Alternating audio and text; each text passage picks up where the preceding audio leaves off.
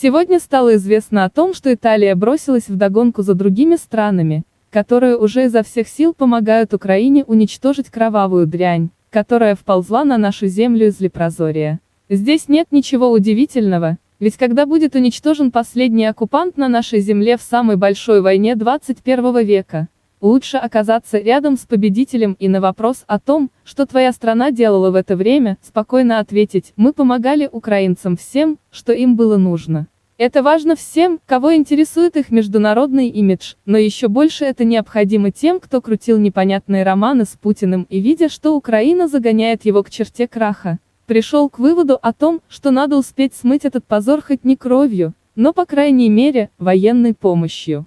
Италии это касается не в последнюю очередь, и премьер Драги заявил о том, что 19 мая будет утвержден план помощи Украине, согласно которому к нам придут 39 гаубиц калибром 155 мм, боеприпасы и автотехника, необходимая для буксировки и обслуживания этих артиллерийских систем.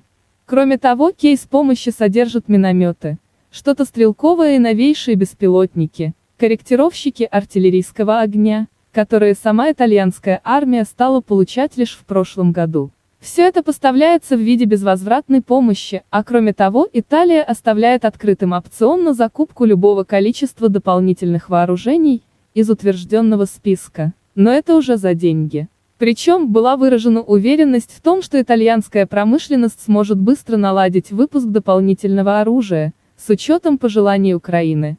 Ну а деньги на закупку оружия выделяют США, ЕС и другие государства. Так что Италия готова поставлять новейшие образцы техники и оружия, наравне со своей собственной армией. Ну а те, кто включился в эту эпопею раньше, уже поставляют все необходимое и похоже на то, что входит во вкус. Многие знают историю о том, что в партии оружия, поставленного из Испании, бойцы обнаружили под железом упакованные вкусности с напутствием от Летиции. И как потом стало понятно, это им передала гостинцы королева Испании. Есть и масса других таких примеров. Братская Польша, например, по собственной инициативе шлет на фронт фруктовые наборы, чтобы наши военные получали натуральные витамины. И в общем, мы не забудем тех, кто был рядом с нами, пока ВСУ душили кровавую гадину. И потому наши военные даже исполняют некоторые заявки, которые не могут исполнить те, кто осуществляет нам поставки оружия и боеприпасов. Иногда они выглядят вот так. Как несложно заметить, снаряд к гаубицам из Нидерландов снабжены надписью «За MH17», а такие же снаряды из Польши подписаны за Катынь 1940. Это должны знать жители Залесья и понимать, насколько они достали всех, и как люди в разных странах вкладывают в руки наших воинов свою месть за то зло, которое так долго творил Мордор и остался неотмщенным. Так что сейчас мы уничтожаем эту нечисть не только за себя, но и за остальной, цивилизованный мир.